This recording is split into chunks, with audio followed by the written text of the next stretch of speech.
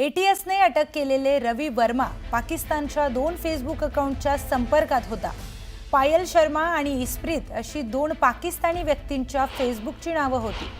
तर रवी वर्माने तब्बल 14 सबमरीन आणि युद्धनौकांची माहिती पाकिस्तानी अकाउंट्सला पाठवली।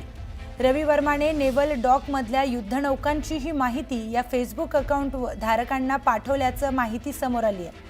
तर युद्धनौका तसंच इतर जहाजाची माहिती आणि चित्रही बनवून पाकिस्तानला पाठवण्यात आली आहेत। रवी वर्मा नोव्हेंबर 2024 पासून या पाकिस्तानी फेसबुक अकाउंटच्या संपर्कात होता। तर नेव्हल डॉक मधल्या परिसरात मोबाईल नेण्यास बंदी असल्याने आरोपी रवी वर्मा तिथल्या युद्धनौकांचं स्ट्रक्चर आणि इतर माहिती लक्षात ठेवायचा आणि त्यानंतर ती पायल शर्मा आणि इस्प्रीत या अकाउंटला पाठवायचा। या संदर्भातली अधिक माहिती घेऊयात आपले प्रतिनिधी अजित मांढरे यांच्याकडून। अजित, या रवी वर्मा पाकिस्तानला हेरगिरी करण्याचा याच्यावर आरोप आहे। अत्यंत संवेदनशील जी भारताची माहिती आहे तो पाकिस्तानला फेसबुक अकाउंटच्या माध्यमातून पाठवायचा अशी माहिती समोर आली आहे। काय अधिकचा तपशील आहे?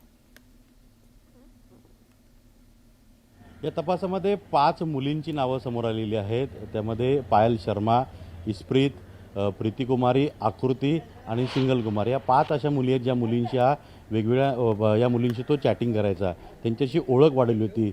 अनेकांना त्याला असं वाटायचं की या सगळ्या मुली आपल्या प्रेमाच्या जाळ्यात अडकलेल्या आहेत। त्यांना त्यांनी पर्सनल नंबर शेअर केले होते आणि त्या पर्सनल नंबर व्हिडिओ कॉलवरती असलेली चाळे करायचे, त्याच पद्धतीनं सगळ्या माहिती पुरवायचे।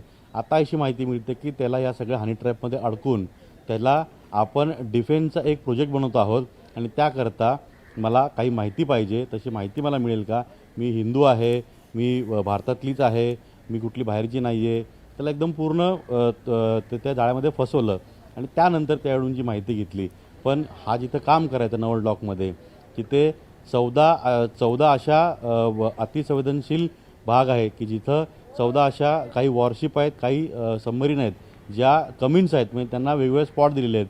पण काही कारणास्तव तांत्रिक बिघाड आल्यामुळे त्या डॉकवरती येतात आणि तिथं त्यांचं रिपेअरिंग होतं।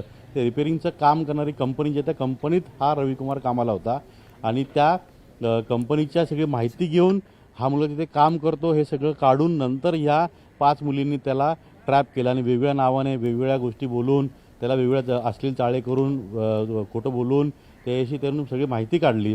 आणि या 14 ठिकाणांपैकी त्यामध्ये काही युद्धनौका आहेत, काही सबमरीन आहेत, त्यांच्या अतिसंवेदनशील माहिती या रवी कुमार वर्मानं जे आहे या 5 मुलींनी दिली। त्यामध्ये पायल शर्मा आणि इस्प्रीत हे 2 महत्त्वाची नावं आहेत। या दोघांना सर्वात जास्त माहिती जी आहे त्याने पुरवलेली आहे। मुळात प्रश्न निर्माण होतो की नेव्हल डॉक जो आहे तिथं मोबाईल घेऊन जाण्यास मनाई आहे, सक्त मनाई आहे। तिथले जे कर्मचारी आहेत त्यांना देखील मोबाईल तिथं अलाउ केला जात नाही। वॉकी टॉकी असेल किंवा काही वेगळी यंत्रणा आहे त्या माध्यमातूनच संपर्क साधला जातो। म्हणजे त्यावेळी हा रवी वर्मा काय करायचा, ज्या सबमरीनमध्ये गेला आहे किंवा ज्या वॉरशिपवर गेला आहे त्याचे डायग्राम कसे आहेत, कुठं ट्रिगर्स आहेत, कुठं मिसाईल्स लावलेले आहेत, कुठे कमांडिंग असतात आणि सबमरीनमध्ये कशा रीतीनं कुठं काही गोष्टी लावलेल्या आहेत, त्या सर्व गोष्टी तो पाहायचा, डोक्यात ठेवायचा आणि घरी आल्यानंतर त्या लिहून काढायचा।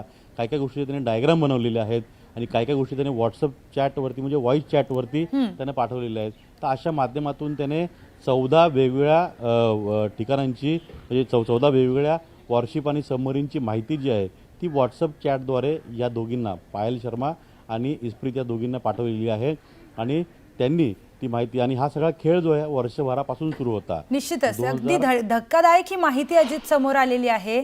पाकिस्तानला भारताची संवेदनशील माहिती या रवीने पाठवली आणि त्यानंतर पाकिस्तानला अत्यंत संवेदनशील माहिती भारताची मिळालेली आहे। धन्यवाद अजित आपण दिलेल्या माहितीसाठी। एक मोठी ब्रेकिंग न्यूज समोर येते आहे। नीट पीजी परीक्षेबाबत सुप्रीम कोर्टाचा एक महत्त्वाचा निर्णय आहे। नीट पीजी परीक्षा 15 जूनला एकाच शिफ्टमध्ये होणार असल्याची माहिती समोर आली आहे। तर नीट पीजी परीक्षेबाबत हा सुप्रीम कोर्टाचा महत्त्वाचा निर्णय समोर आला आहे। नीट पीजी परीक्षा ही 15 जूनला एकाच शिफ्टमध्ये होणार असल्याची माहिती समोर आलेली आहे। तर सुप्रीम कोर्टाचा हा महत्त्वाचा निर्णय समोर आला आहे।